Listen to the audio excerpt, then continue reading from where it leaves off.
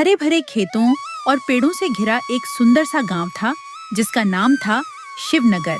शिवनगर गांव अपनी सुंदरता के लिए जाना जाता था। गांव में लगे हुए बगीचे और हरे भरे खेत गांव की सुंदरता बढ़ाते थे। गांव से लगकर एक नदी बहती थी जिसका नाम था निर्मला नदी। इस नदी से ही सारे बगीचों और खेतों को पानी मिलता था। गांव की खेतीबाड़ी इस नदी पर ही निर्भर थी। गर्मी का मौसम अपनी चरम सीमा पर था, जिसकी वजह से नदी भी अब सूखने के कगार पर थी। गांव के लोगों को अब बारिश का इंतजार था। गांव में 3 पड़ोसी रहते थे, दीपक, महेश और सुरेश। दीपक अपनी पत्नी कविता के साथ रहता था और महेश व सुरेश पास के घर में एक साथ रहते थे। गर्मी से परेशान गांव के लोग दीपक, महेश और सुरेश टिल्लू की दुकान पर बैठे बातें कर रहे थे। अरे भाई, इस साल तो गर्मी ने बहुत परेशान कर दिया है। धूप में बाहर निकलने की हिम्मत ही नहीं होती। हाँ भाई, ऐसी गर्मी में तो खेती करना भी मुश्किल हो जाता है। काम करने का भी मन नहीं करता। सही कहा, लेकिन काम तो करना ही पड़ता है। बिना काम के तो कुछ नहीं हो सकता। अगर काम नहीं होगा तो हमारे घर में खाने को भी कुछ नहीं होगा। हाँ, इतनी तेज धूप में बगीचे भी बहुत जल्दी सूख जाते हैं और खेतों में पानी भी बहुत लगाना पड़ता है। और ऐसी गर्मी में पानी की समस्या तो आम बात है। अगर ऐसा ही चलता रहा तो हमारे खेत बर्बाद हो जाएंगे। अब तो बस बारिश का ही इंतजार है। अब बारिश ही सब कुछ ठीक कर सकती है। दीपक, महेश और सुरेश बारिश के बारे में सोचते हुए अपने घर चले जाते हैं।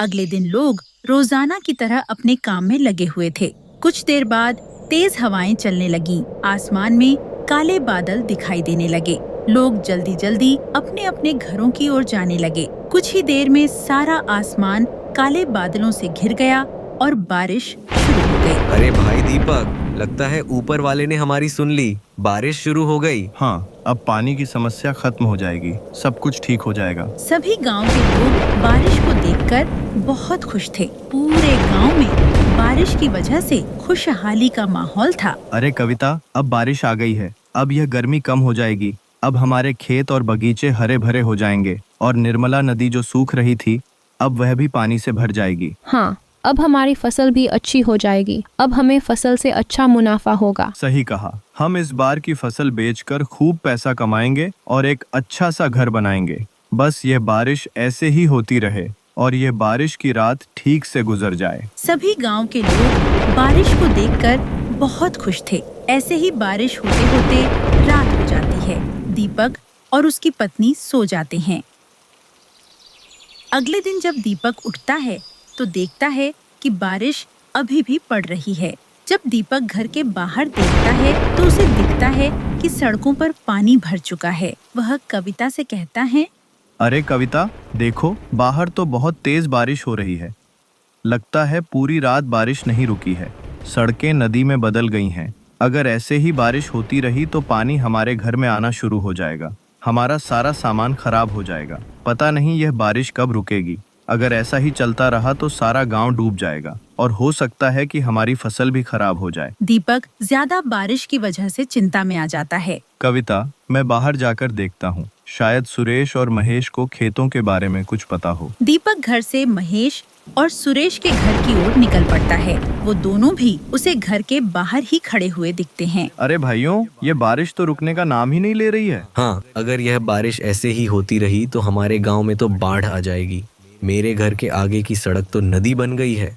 अगर बारिश और हुई तो पानी घर के अंदर चला जाएगा। चलो, हमें खेत पर जाकर देखना चाहिए, कहीं खेतों को कोई नुकसान ना हुआ हो। तीनों बारिश में अपने खेतों की ओर निकल पड़ते हैं। चलते चलते जहाँ तक उनकी नजर जा रही थी वहाँ तक पानी ही पानी था। जब वे खेत पर पहुँचे तो उन्होंने देखा कि फसल को अभी तक तो कोई नुकसान नहीं पहुँचा है। अच्छा हुआ भाइयों, फसल को कुछ नुकसान नहीं पहुंचा है। अगर फसल खराब हो जाती तो हम बर्बाद हो जाते। चलो, अच्छी बात है। बारिश से हम परेशान हैं, लेकिन खेतों और बगीचों को तो पानी मिल ही रहा है।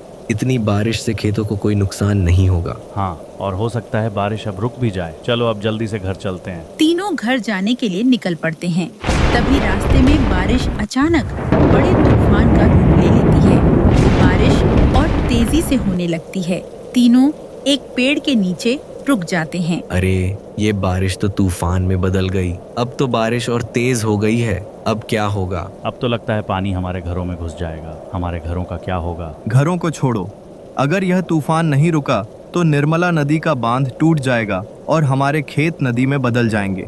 हमें जल्दी से नदी के पास जाकर देखना होगा। तीनों नदी के पास जाने के लिए निकल पड़ते हैं। जब वे नदी के पास पहुँचे तो देखा कि नदी अपने उफान पर बहुत तेज बह रही है। यह नदी तो बहुत तेज बह रही है। अगर ये ऐसे ही बहती रही तो थोड़ी देर में ही बांध टूट जाएगा। लेकिन अब हम इस बांध को टूटने से कैसे रोकें? अब हम क्या करें? हमें मिट्टी के कट्टे बांध के ऊपर लगाने होंगे ताकि ये बांध मजबूत हो सके। चलो जल्दी जल्दी ये कट्टे इस बांध के ऊपर लगा देते हैं। तीनों मिट्टी के कट्टों से बांध को मजबूत करने में लग जाते हैं, लेकिन थोड़ी ही देर में भारी तूफान उनकी सारी कोशिशों को नाकाम कर देता है। निर्मला नदी का तेज बहाव बांध को तोड़ देता है और सारा पानी खेतों और गांव में भर जाता है। जिस बारिश को देखकर गांव वाले खुश हो रहे थे, वही बारिश उनके दुख का कारण बन गई। तीनों जब अपने खेत पर पहुंचते हैं तो देखते हैं कि सारी फसल बर्बाद हो गई है। यह क्या? हमारे खेतों में तो पानी भर गया, हमारी सारी फसल बर्बाद हो गई। अब हम क्या करेंगे? यह फसल ही तो हमारी रोजी रोटी थी। अब हम क्या खाएंगे? फसल बेचकर ही तो हमारा गुजारा होता है। हर साल हमारे खेतों में इतनी अच्छी फसल होती है, लेकिन इस साल पता नहीं ऐसा क्यों हुआ। तीनों दुखी मन से अपने अपने घर वापस चले जाते हैं। फसल के बर्बाद हो जाने से दीपक बहुत चिंतित हो जाता है। कविता, हमारी इस बार की सारी फसल बर्बाद हो गई। इतनी भारी तूफानी बारिश होने की वजह से निर्मला नदी का बांध टूट गया और हमारे खेतों की सारी फसल बर्बाद हो गई। जिस बारिश को देखकर हम खुश हो रहे थे, वही बारिश हमारे ऊपर मुसीबत का तूफान बनके बरस पड़ी। कोई बात नहीं, अब जो होना था वो तो हो गया। हम अब इसमें क्या कर सकते हैं? जो होता है अच्छे के लिए ही होता है। सही कहा, जो होता है अच्छे के लिए ही होता है। मैं, सुरेश और महेश, हम तीनों मिलकर कल पैसों का कुछ न कुछ इंतजाम जरूर करें। बस आज ये तूफान की रात कैसे भी करके बीत जाए। जैसे तैसे वो रात बीत जाती है। अगली सुबह तूफान भी खत्म हो जाता है। अरे कविता, मैं सुरेश और महेश के घर जा रहा हूँ। उनके साथ मिलकर मैं पैसों का इंतजाम करने निकल जाऊंगा। दीपक सुरेश और महेश के घर की ओर निकल पड़ता है। जब दीपक उनके घर पहुंचता है तो वे दोनों उसे घर के बाहर खड़े मिलते हैं। आओ दीपक आओ, हम तुम्हारा ही इंतजार कर रहे थे। मैं पैसों का इंतजाम करने जा रहा था, तो मैंने सोचा तुम लोगों का भी काफी नुकसान हो गया है, तो तुम्हें भी साथ ले चलूं। मैंने सोच लिया है, हम फिर से खेती करेंगे और नई फसल लगाएंगे। ठीक है, हम तुम्हारे साथ जरूर चलेंगे।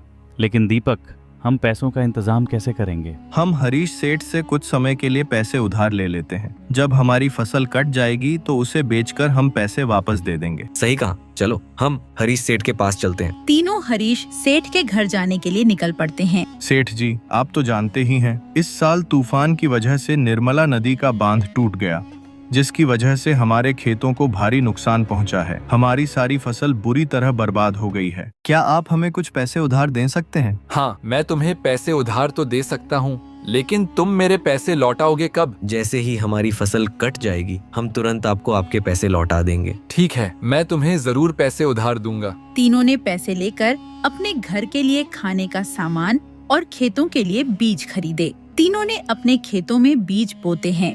कुछ समय के बाद तीनों के खेत में हरी भरी फसल लहलहाने लगी। अरे महेश, सुरेश, देखो कितनी अच्छी फसल हुई है। इसे बेचकर हमें अच्छा खासा मुनाफा होगा, जिससे हम हरीश सेठ का उधार भी लौटा देंगे। हाँ दीपक, इस बार की फसल देखकर तो मेरा भी मन खुश हो गया। अगले दिन तीनों की फसल कट जाती है। तीनों बहुत खुश होते हैं। अरे भाइयों, इस बार अच्छा खासा मुनाफा हुआ है। चलो हरीश सेठ को उसका पैसा लौटा आते हैं। तीनों हरीश सेठ को उसका उधार लिया हुआ पैसा लौटा देते हैं और हंसी खुशी अपने घर चले जाते हैं।